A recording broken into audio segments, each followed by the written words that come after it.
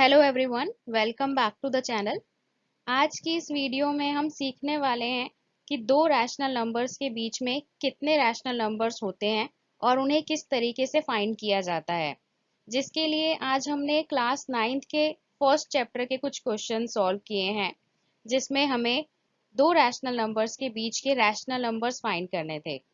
अगर आपको ये वीडियो पसंद आता है तो please like, share and subscribe करना मत भूलिएगा।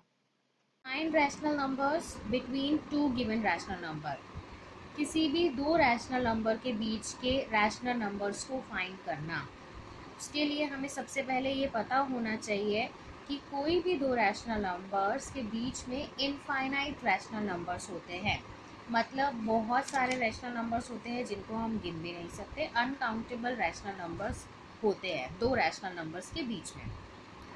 अब वो निकाले कैसे जाते हैं उसके लिए हम करेंगे क्लास 9 के फर्स्ट चैप्टर की फर्स्ट एक्सरसाइज का question number 2 and question number 3। Start करते हैं क्वेश्चन नंबर 2 से। क्वेश्चन नंबर 2 है find 6 rational numbers between 3 and 4। अब यहाँ पे हमें 3 और 4 के बीच के 6 रैशनल नंबर्स निकालने हैं। जितने भी रैशनल नंबर निकालने के लिए कहा जाएगा हम उतने ही रैशनल नंबर्स निकाल के बताएंगे। अब वो निकाले कैसे जाते हैं उसके लिए हमें क्या करना है। हमारा एक नंबर है 3 और एक नंबर है 4। सबसे पहले हम क्या करेंगे, इसे न्यूमरेटर और डिनोमिनेटर वाली फॉर्म में लिखेंगे, यानी कि फ्रैक्शनल फॉर्म जिसे कहा जाता है। अब हमें क्या करना है, हमें ये देखना है कि हमें कितने रैशनल नंबर्स निकालने के लिए कहा गया है। हमें यहाँ पे बोला गया है 6 रैशनल नंबर्स निकालने के लिए। जितने रैशनल नंबर निकालने के लिए कहा जाता है, हम काउंटिंग में जो उसके बाद नंबर आता है उससे न्यूमरेटर और डिनोमिनेटर को मल्टीप्लाई कर देते हैं। इसका मतलब ये हुआ, जैसे यहाँ पे हमें बोला गया है 6 रैशनल नंबर्स निकालने के लिए। 6 के बाद काउंटिंग में क्या आता है 7। हम क्या करेंगे, इसके न्यूमरेटर को भी 7 से मल्टीप्लाई करेंगे एंड डिनोमिनेटर को भी 7 से करेंगे। सेम चीज़ हम यहाँ पर भी करेंगे, न्यूमरेटर को भी 7 से करेंगे एंड डिनोमिनेटर को भी 7 से करेंगे। यहीं पर अगर 5 होता, बोला जाता कि 5 रैशनल नंबर्स निकालने हैं, तो हम क्या करते, 5 के बाद आता है काउंटिंग में 6, तो हम 6 से मल्टीप्लाई करते न्यूमरेटर को भी और डिनोमिनेटर को भी। बट अभी हमें 6 निकालने हैं तो हम 7 से करेंगे। जितने भी रैशनल नंबर्स निकालने के लिए बोला जाएगा उसका काउंटिंग में जो नेक्स्ट नंबर आता है उससे हम न्यूमरेटर और डिनोमिनेटर को मल्टीप्लाई करते हैं। अब जब हम इसे मल्टीप्लाई करेंगे तो क्या आएगा, 3 7 सा 21, 7 1 सा 7, 4 7 सा 28, 7 1 सा 7। ये निकल गए हमारे दोनों रैशनल फॉर्म में नंबर्स। अब हमें क्या करना है, इसके बीच के 6 रैशनल नंबर्स निकालने थे ना। ये इसके बीच में आएंगे 6 रैशनल नंबर्स। कौन कौन से, ये है 21/7, ये है 28/7। जो पहला नंबर आएगा बीच का वो आएगा 22/7, नेक्स्ट आएगा 23/7, फिर 24/7, फिर 25/7 और फिर 26/7, 27/7। 1 2 3 4 5 6 हमें निकालने थे 6 नंबर्स और ये 6 हमारे नंबर्स निकल गए हैं। Question number 3, find 5 rational numbers between 3/5 and 4/5। अब हमें इन दोनों रैशनल नंबर्स के बीच में 5 रैशनल नंबर्स निकालने हैं।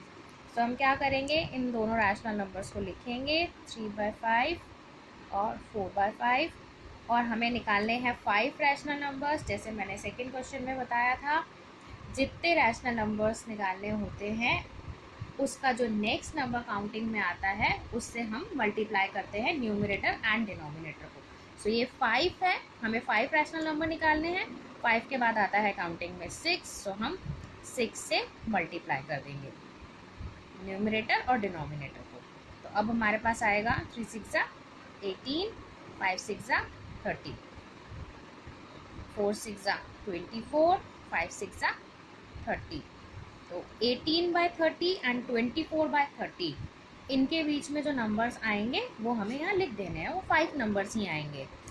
18 के बाद आता है 19, तो ये हुआ 19/30, 20/30, 21/30, 22/30, 23/30। 1 2 3 4 5, हमें 5 रैशनल नंबर्स निकाले थे और इन दोनों के बीच में आ गए ये 5 नंबर्स। 18/30 से लेके 24/30 के बीच में आते हैं ये सारे रैशनल नंबर्स जो हमने निकाल लिए। क्वेश्चन में हमें बोला था find 5 rational numbers between 3/5 and 4/5। हमने सबसे पहले क्या किया, जितने रैशनल नंबर्स निकालने हैं उसके नेक्स्ट नंबर से मल्टीप्लाई कर दिया न्यूमरेटर एंड डिनोमिनेटर को। उसके बाद जो भी नंबर्स इसके बीच में आएंगे वो हमने यहाँ पे मेंशन कर दिया। ये एक क्वेश्चन हम और सॉल्व कर लेते हैं। इसमें हमारे दोनों में डिनोमिनेटर जो है वो डिफरेंट है। पहले के दोनों क्वेश्चंस में डिनोमिनेटर सेम थे। ये क्वेश्चन थोड़ा डिफरेंट है, इसमें एक स्टेप एक्स्ट्रा होता है। ये एक्सरसाइज का क्वेश्चन नहीं है, ये एक्स्ट्रा क्वेश्चन है। ये क्वेश्चन में है find 4 rational numbers between 1/3 and 1/4। ऐसा केस जिसमें हमारे पास दोनों में डिनोमिनेटर डिफरेंट होंगे, उसमें हमें क्या करना है, हमारा एक स्टेप ये बढ़ जाता है कि हमें सबसे पहले इनका डिनोमिनेटर सेम करना होता है। सो वो डिनोमिनेटर हम सेम कैसे करते हैं, सबसे पहले हम इन दोनों के डिनोमिनेटर का एलसीएम निकालते हैं। सो ये है हमारा 3 एंड 4। सो दोनों ही नंबर्स का हम एलसीएम निकाल लेंगे। सो सबसे पहले 2 से चलते हैं। 2